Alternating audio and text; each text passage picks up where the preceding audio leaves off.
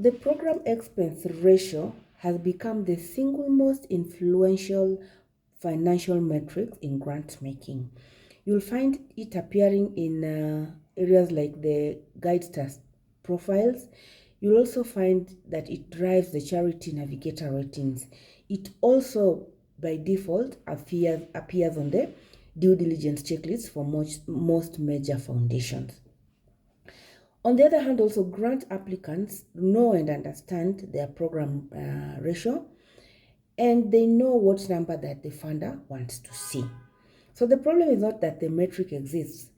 The problem, according to me, is that a great deal of what drives a program expense ratio has nothing to do with the organizational effectiveness, and a meaningful portion of it can be shifted through accounting methodology, since that have no connection on how the organization operates. So the accounting practices that are available, the methodology that is chosen, can easily sway this ratio either way, depending on how the organization wants it to see it. So as a portfolio lead, when you're making a grant decision based significantly on a program expense ratio, you are making a decision based on a number that reflects accounting policy as much as it reflects the allocation of resource to the mission. So understanding the mechanism behind this is it's not a criticism of any particular organization. It's a precondition for using the metric appropriately. So if you look at the how the program expense ratio is actually calculated, it's by dividing program service expenses by the total expenses, just as simple as that. So that to understand what it measures and what it does not, you need to understand how program services expenses are determined. You need to go deeper. So guided by various standards, most probably the gap that is more clear on it, non-profits must classify each expense into one or of the three functional categories. We have the programs, we have the management in general, and then the fundraising. So the sum of all program service expenses divided by the sum of all expenses produces the program expense ratio. The question of how meaningful that ratio is depends entirely on how the functional allocation was performed. So for expenses that can be directly assigned, for example, to a specific function, the allocation is usually very straightforward, like a program staff salary for someone who works entirely on program activities goes into program expenses. That goes without saying. And audit fees goes into management general most of the time. And a major donor events by default goes to fundraising. Now the complexity arises with the shared cost. This sometimes represents a substantial portion of most organizations' operating budgets. For example, the executive director's salary, the finance team salaries, the rent, the IT infrastructure, the organizational insurance. These costs serve all three functions simultaneously, and how they get allocated across the three categories has a material effect on the program expense ratio. So the accounting standards provide a general guidance.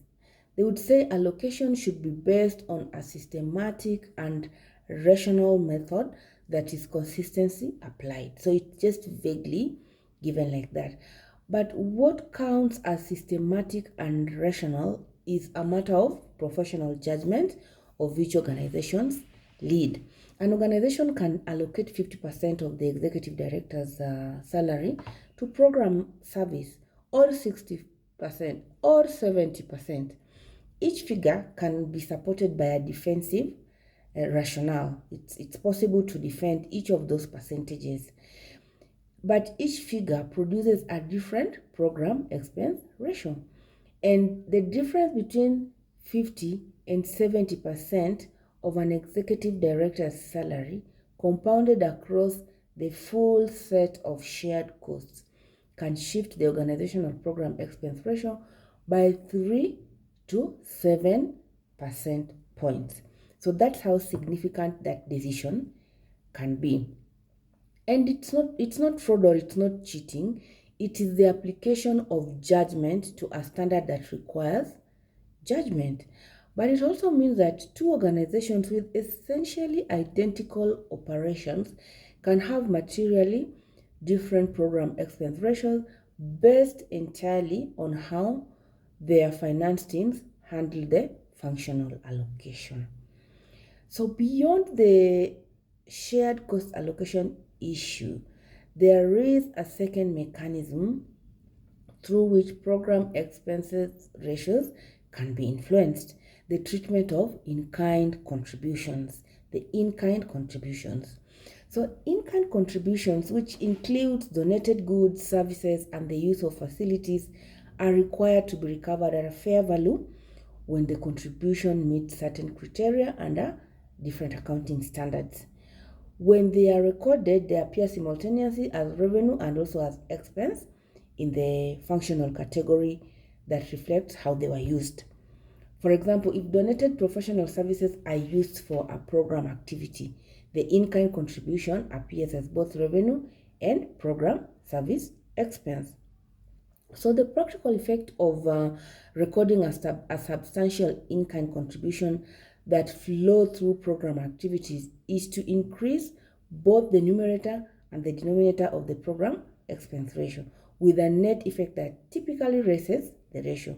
So an organization, for example, if you look at an organization that provides volunteers with a free commercial kitchen and records the donated facility at fair value for a meal preparation program, it will have a higher program expense ratio than an organization running the same program that pays rent for equivalent space, even though the actual cash management in both organizations is identical. So this is not really a reporting error. It is correct accounting under the standard. It is what is required. But it doesn't mean that comparing program expense ratios across organizations without understanding their in-kind contribution profiles can provide misleading conclusions about where resources are being directed. So it is important to understand the context of each organization before comparing two organizations' the program expense ratio. So even setting aside the construction issues, there are several things that program expense ratios structurally cannot tell you that matter more for grant decisions than the things it can tell you. It cannot tell you whether the organization has the capacity to manage the specific grant you are considering. Capacity is a function of finance, staff quality, and bandwidth, systems, infrastructure, leadership attention, and grant management experience. None of these show up in a functional expense allocation. Again, it cannot tell you whether the program expense it is measuring actually produced program outcomes, because an organization can spend 90% of its budget on program activities and deliver very little. The ratio means input allocation and not output quality. So it's very important to pay attention to that. This seems obvious when stated directly, but the way the ratio is used in grant making evaluation sometimes may conflict the two. The other thing that it cannot tell you is whether the organization is adequately investing in its own sustainability. Organizations under pressure to maintain high program expense ratio systematically will underinvest in financial systems, technology infrastructure, staff development, and the organizational capacity that makes programs durable. The sector has spent a decade or so arguing about overhead, and the emerging consensus among sophisticated funders is that organizations with ratios above 90% are often financially fragile in ways that are not captured by any metric that rewards low overhead. So the other thing that this metric cannot tell you is whether this year's ratio is representative of the organization's normal operations. So a particularly large in-kind donation in 1 year, a significant capacity building investment in another, a leadership transition that affects staff costs can all produce ratios in any given year that are not representative of the organization's typical resource allocation pattern. So it's important to look at the trend and not just analyze on 1 year's figure or metric. So this is definitely not an argument for ignoring functional expense ratios. It is an argument for contextualizing them appropriately and supplementing them with indicators that are more directly connected to the questions that matter for a grant decision. The first thing to add is the trend analysis, which I was talking about before. A single year's program expense ratio tells you almost nothing. 3 to 5 years of ratio with an understanding of what drove significant year-to-year changes tells you something meaningful about how the organization manages its cost structure over time. The second is a qualitative assessment of the allocation methodology.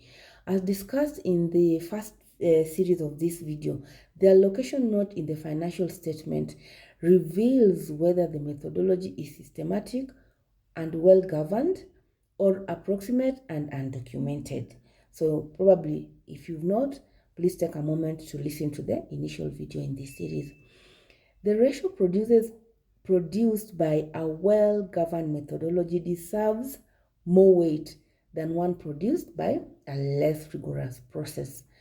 The third is the relationship between management and general expenses and organizational complexity. An organization managing 10 active grants across 4 programs in 2 geographies with a management general expense ratio of 5% is almost certainly underinvesting in the systems and oversight that its complexity requires. The fact that this produces a high program expense ratio should not be read as a sign of organizational efficiency. It should be read as a sign that the overhead separation is being achieved at the cost of management capacity. The fourth is the finance function staffing ratio. How many finance staff does the organization have relative to its budget size and program complexity? So organizations with revenue above 5 million, for example, and that's dollars, have and still have a single finance person doing everything from bookkeeping to audit prep to grant reporting, are actually reporting without adequate financial infrastructure, regardless of what their program expense ratio says. So definitely that needs to be paid attention to. And the fifth, and this is the indicator that most reliably correlates to grant delivery success, in my experience, that is, it's the quality and timeliness of the financial reporting and the organization's how the organization is able to produce to it reports to its own leadership. Because an organization that produces accurate decision useful financial reports for its executive director, the CEO, and board within a time frame within 10 business days of the month end is a well managed organization. An organization that cannot produce a current financial picture for its own leadership is not capable of producing accurate grant financial reports for external funders, regardless of what its overhead ratio looks like. Yeah. So for me, that's always the green or the red light. So just coming back to it, the program expense ratio is one data point in a financial health picture that requires multiple indicators to read accurately. Used in isolation, it has led funders to reward organizations that are systematically underinvesting in their own infrastructure, to penalize and also to penalize organizations that are investing in the systems and staff that actually make program delivery sustainable. So yeah, if used is in isolation, a funder can actually totally get it wrong. So the grant portfolio perspective this series is building towards is one where financial evaluation is sophisticated enough to distinguish between organizations that are generally healthy and those that look healthy, but the metrics the sector has chosen to elevate. That distinction matters for grant outcomes, and it matters for the long-term health of the organizations we are collectively trying to strengthen. I hope you learned a new thing from this video. Stay tuned for more like this by subscribing to the Farm Framework channel. Thank you for watching, and this is the Farm Framework.